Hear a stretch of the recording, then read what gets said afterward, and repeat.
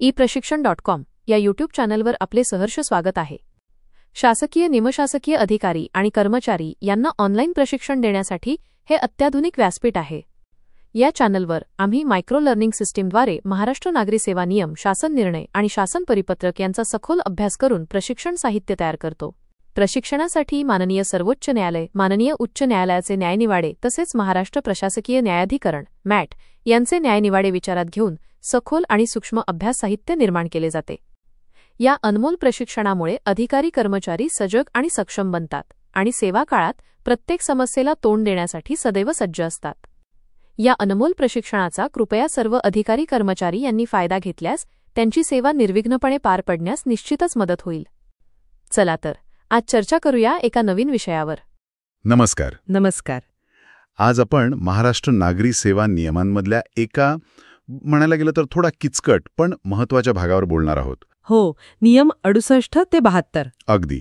हे नियम म्हणजे सस्पेन्शन म्हणजे निलंबन, मग बडतर्फी, सेवेतून काढून टाकणं आणि अशा परिस्थितीतून परत सेवेत आल्यावर काय मिळतं याबद्दलचे नियम. बरोबर.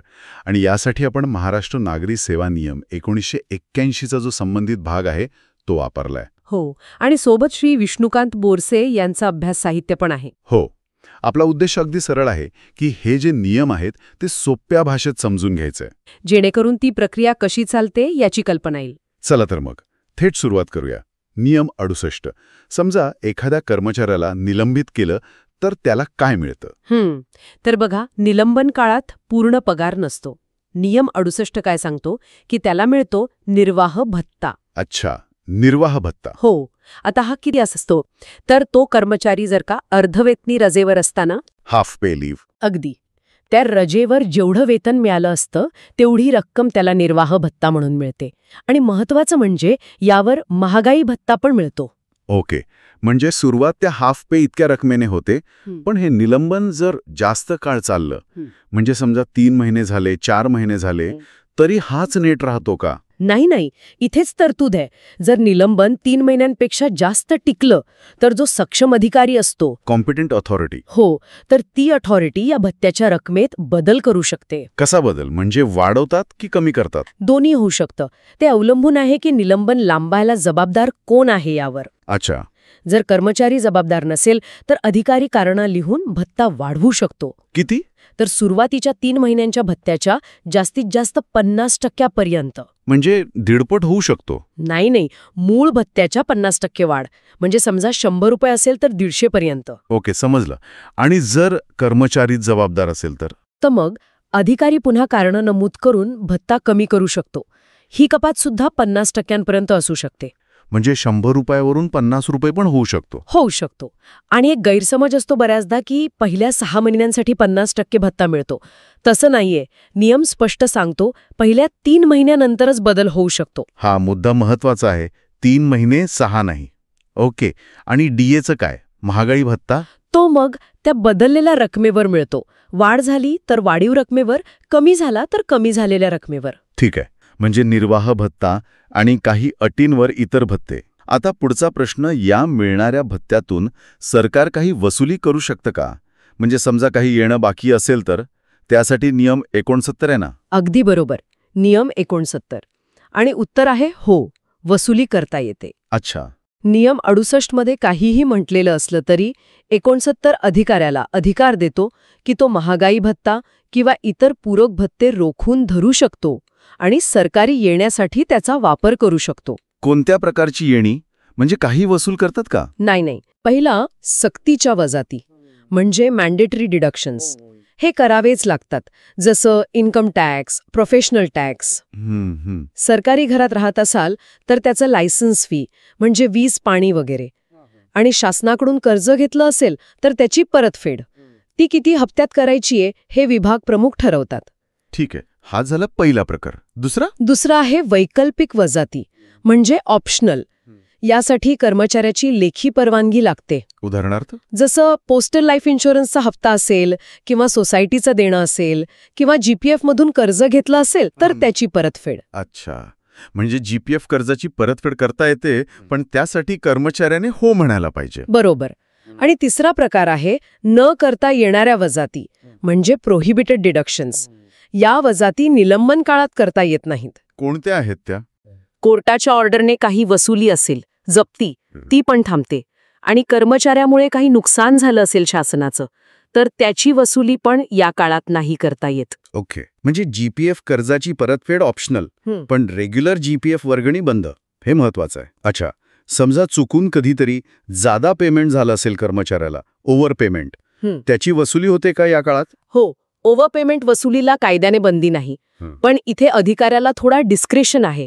म्हणजे तो ठरवू शकतो की ही वसुली थांबवायची की कमी रेटने करायची की चालू ठेवायची. काय संकेत आहेत साधारण? साधारणपणे असं म्हणतात की वसुलीचा दर हा फक्त निर्वाह भत्त्याच्या, डीए आणि इतर भत्ते सोडून 13 पेक्षा जास्त नसावा. पण हा नियम नाही, एक मार्गदर्शक तत्व आहे. ठीक आहे. यात एका प्रमाणपत्राचा उल्लेख नेहमी येतो. ते काय आहे? हो, ते खूप महत्वाचं आहे. नियम 69(4). दर महिन्याला निर्वाह भत्ता मिळायच्या आधी कर्मचाऱ्याला एक सर्टिफिकेट द्यावं लागतं. काय लिहावं लागतं त्यात? त्यात स्पष्ट लिहावं लागतं की मी दुसरी कोणतीही खाजगी नोकरी, व्यवसाय किंवा व्यापार करत नाहीये. हे दिल्याशिवाय भत्ता मिळत नाही. आणि दिलं नाही तर, किंवा खोटं दिलं तर? खोटं दिलं तर ते गंभीर गैरवर्तन मानलं जातं. त्यावर वेगळी डिसिप्लिनरी ॲक्शन होऊ शकते. अरे बापरे, हे तर खूपच स्ट्रिक्ट आहे. ओके, सरकारी घराचं काय? पोलीस वसाहत किंवा इतर क्वार्टर्समध्ये राहणाऱ्यांचं? पोलिसांसाठी जी भाडेमाफ वसाहत असते तिथे त्यांना निलंबन काळात राहायला परवानगी मिळू शकते. अच्छा. इतर कर्मचारी जे सरकारी घरात असतील त्यांना तिथे राहू द्यायचं की नाही हे सक्षम अधिकारी ठरवतो. त्यासाठी तो अटी घालू शकतो. आणि HRA किंवा CLA मिळण्यासाठी कर्मचाऱ्याला हे सांगावं लागतं की तो अजून त्याच मूळ ठिकाणी राहतोय. स्पष्ट झालं. हे झालं नियम 68 आणि 59. म्हणजे निलंबन काळात काय मिळतं आणि काय वजा होतं. आता परिस्थिती बदलली तर, म्हणजे समजा बडतर्फ केलं होतं पण नंतर निर्णय बदलला, त्यासाठी पुढचे नियम आहेत ना, 70, 71, 72. बरोबर. हे तीनही नियम परत सेवेत घेण्याबद्दल आहेत. पण फरक आहे परिस्थितीत. काय फरक आहे नक्की? बघा, नियम 70 लागतो जेव्हा बडतर्फी, सेवेतून काढून टाकणे किंवा सक्तीची सेवानिवृत्ती ही शिक्षा अपील किंवा रिव्ह्यूमध्ये रद्द होते. ओके, अपील किंवा रिव्ह्यू. नियम 71 लागतो जेव्हा ही शिक्षा कोर्टाच्या ऑर्डरने रद्द होते, न्यायालयीन आदेश. आणि नियम 72 लागतो जेव्हा फक्त निलंबन होतं आणि नंतर ती मोठी शिक्षा न देता फक्त निलंबन मागे घेऊन परत कामावर घेतलं जातं. समजलं. अपील रिव्ह्यू 70, कोर्ट 71 आणि फक्त निलंबन रद्द 72. आता नियम 70 बघूया. अपील किंवा रिव्ह्यूमध्ये शिक्षा रद्द झाली, मग काय? मग ती अथॉरिटी जी परत घेतीये ती 2 गोष्टी ठरवते. एक, जो मध्ये गैरहजेरीचा काळ गेला त्याचं वेतन आणि भत्ते किती द्यायचे. आणि 2, हा काळ ड्युटी म्हणजे कामावरचा काळ मानायचा की नाही. यात 2 शक्यता दिसतात. एक म्हणजे कर्मचारी पूर्ण निर्दोष सुटला असेल. बरोबर. नियम 70(2). जर अथॉरिटीला वाटलं की कर्मचारी फुली एक्झॉनरेटेड आहे, म्हणजे पूर्णपणे निर्दोष, तर त्याला त्या पूर्ण गैरहजेरीच्या काळाचा पूर्ण पगार आणि भत्ते मिळतात. म्हणजे जणू काही तो कामावरच होता. अगदी तसंच. पण यात एक छोटा अपवाद आहे. जर कारवाई लांबायला तो स्वतः जबाबदार असेल तर मग त्याला बाजू मांडायची संधी देऊन त्या विलंबाच्या काळापुरता पगार कमी करता येतो. पण जर तो पूर्ण निर्दोष असेल तर तो काळ ड्युटी मानला जातो का? हो, नियम 70(3) नुसार पूर्ण निर्दोष असेल तर तो काळ सगळ्या कामांसाठी ड्युटी मानला जातो. पेन्शन, इन्क्रिमेंट, सगळं. आणि जर पूर्ण निर्दोष नसेल तर, म्हणजे समजा काही टेक्निकल ग्राउंडवर शिक्षा रद्द झाली असेल तर? अशा इतर केसेसमध्ये नियम 70(4) लागतो. इथे पूर्ण पगार मिळत नाही. मग किती मिळतो? अथॉरिटी जो हिस्सा ठरवेल तेवढाच. त्यासाठी कर्मचाऱ्याला नोटीस देऊन त्याचं म्हणणं ऐकून घेतात. कर्मचारी विनंती करू शकतो की हा काळ त्याच्या खात्यावरच्या रजेत, जसे की अर्जित रजा, वर्ग करा. ओके, म्हणजे रजा वापरली जाते. आणि अजून काही आहे का यात? हो, जर या काळात त्याने बाहेर दुसरीकडे नोकरी करून काही कमाई केली असेल, अच्छा, तर ती रक्कम त्याला मिळणाऱ्या या पगारातून वजा केली जाते. नियम 78. बापरे, म्हणजे खूप फरक आहे पूर्ण निर्दोष सुटणं आणि इतर कारणाने परत येणं यात. आता नियम 71. इथे कोर्टामुळे परत आल्यावर काय होतं? हे 70 पेक्षा वेगळं आहे का? साधारण रचना 70 सारखीच आहे, पण ती कोर्टाच्या निकालावर अवलंबून आहे. कशी? पहिली केस, नियम 71(2)(a). जर कोर्टाने फक्त टेक्निकल कारणाने शिक्षा रद्द केली, म्हणजे प्रोसिजर चुकली म्हणून, पण गुणवत्तेवर ऑन मेरिट्स निर्दोष नाही म्हटलं, तर मग त्याला पूर्ण पगार नाही मिळत. अथॉरिटी ठरवेल तेवढाच हिस्सा मिळतो. अगदी नियम 70(4) सारखं. ती 3 वर्षांची मर्यादा आणि बाहेरची कमाई वजा करण्याची अट इथे पण लागू आहे. आणि हा काळ ड्युटी नाही. नियम 71(2)(b) हा काळ पण ड्युटी मानला जात नाही, पण रजेत रूपांतरित करता येतो. ओके. आणि दुसरी केस नियम 71(3). जर कोर्टाने गुणवत्तेवर विचार करून शिक्षा रद्द केली असेल, म्हणजे कर्मचाऱ्याला ऑन मेरिट्स निर्दोष ठरवला असेल, तर मग त्याला पूर्ण पगार व भत्ते मिळतात आणि तो काळ ड्युटी मानला जातो, अगदी नियम 72 आणि 3 प्रमाणेच. म्हणजे कोर्टाचा निकाल कोणत्या आधारावर आहे हे फार महत्वाचं ठरतं पगारासाठी आणि रेकॉर्डसाठी. आता शेवटचा नियम 72, फक्त निलंबन होतं आणि ते मागे घेतलं, मग काय? हो, इथे बडतर्फी वगैरे नाही, फक्त सस्पेन्शन होतं, ते संपवलं. इथे पण ऑथॉरिटी तेच 2 निर्णय घेते, सस्पेन्शन काळातला पगार किती आणि तो काळ ड्युटी की नाही. यात काही स्पेशल केसेस आहेत का? हो, आहेत आणि महत्वाच्या आहेत. पहिली, नियम 72(2). समजा सस्पेन्शनमध्ये असतानाच कर्मचाऱ्याचा मृत्यू झाला आणि अजून चौकशी किंवा कोर्ट केस पेंडिंग होती, तर अशा वेळी सस्पेन्शनच्या दिवसांपासून मृत्यूच्या दिवसापर्यंतचा काळ हा ड्युटी मानला जातो. अच्छा. आणि त्याच्या कुटुंबाला त्या पूर्ण काळाचा पूर्ण पगार आणि भत्ते मिळतात. अर्थात जो निर्वाह भत्ता आधी दिलाय तो वजा करून.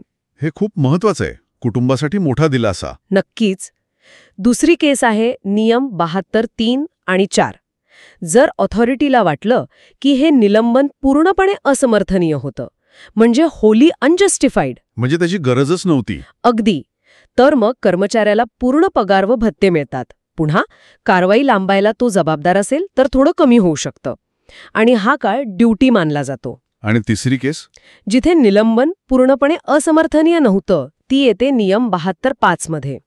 अशा बाकीच्या सगळ्या केसेसमध्ये पूर्ण पगार मिळत नाही, अथॉरिटी ठरवेल तेवढाच हिस्सा मिळतो. त्याचं म्हणणं ऐकून घेतात का? हो, त्याचं म्हणणं ऐकून घेतल्यानंतरच निर्णय होतो आणि नियम 72(7) नुसार हा काळ ड्युटी मानला जात नाही. पण रजेत टाकता येतो? हो, किंवा अधिकारी एखाद्या स्पेसिफिक कामापुरता, जसं पेन्शन, तो ड्युटी मानू शकतो. इथे अजून एक महत्वाची गोष्ट आहे, नियम 72(9). काय? की ह्या केसमध्ये जी रक्कम मिळते ती सस्पेन्शनमध्ये मिळालेल्या निर्वाह भत्त्यापेक्षा कमी असू शकत नाही. म्हणजे किमान निर्वाह भत्त्या इतकं तरी मिळेलच. बरोबर. आणि अजून एक छोटी गोष्ट, नियम 72(6). जर चौकशी पूर्ण व्हायच्या आधीच सस्पेन्शन मागे घेतलं तर अधिकारी आधी एक तात्पुरता ऑर्डर देतो, नंतर चौकशी पूर्ण झाल्यावर फायनल ऑर्डर देतो पगाराबद्दल आणि त्या काळाबद्दल. कमाल आहे. म्हणजे प्रत्येक शक्यता आणि परिस्थितीसाठी किती बारकाईने नियम बनवले आहेत. हो ना. थोडं किचकट वाटू शकतं, पण प्रत्येक नियमामागे एक तर्क आहे, एक बॅलन्स साधायचा प्रयत्न दिसतो. काय वाटतं, काय उद्देश असेल या सगळ्या नियमांमागे? मला वाटतं 2 मुख्य गोष्टी आहेत. एक तर कर्मचाऱ्याला नैसर्गिक न्याय मिळावा, तो पूर्णपणे निराधार होऊ नये, आणि दुसरीकडे प्रशासकीय शिस्त, कामातली जबाबदारी आणि सरकारी पैशाचा योग्य वापर. याचं पण भान ठेवलेलं दिसतंय. म्हणूनच पूर्ण निर्दोष आणि इतर प्रकरणे यात फरक केलाय. हो, किंवा सस्पेन्शन लांबायला कोण जबाबदार आहे हेही पाहिलं जातंय. खरं आहे. तर आज आपण महाराष्ट्र नागरी सेवा नियमांमधले हे महत्वाचे नियम पाहिले, 68 ते 72. निलंबन, बडतर्फी, परत सेवेत येणं आणि त्या काळातले वेतन भत्ते. निर्वाह भत्ता कसा ठरतो, त्यात बदल कसे होतात, वसुली काय होते आणि परत आल्यावर पगार आणि तो काळ कसा गणला जातो, हे सगळं आपण बघितलं. हो, आणि हे नियम खरोखरच शासकीय सेवेत खूप महत्वाचे ठरतात. अगदी. कारण कधी काय परिस्थिती येईल सांगता येत नाही आणि त्याचे परिणाम कायदेशीर आणि आर्थिक दोन्ही असतात. बरोबर. आणि याच विचाराने आजची चर्चा संपूया.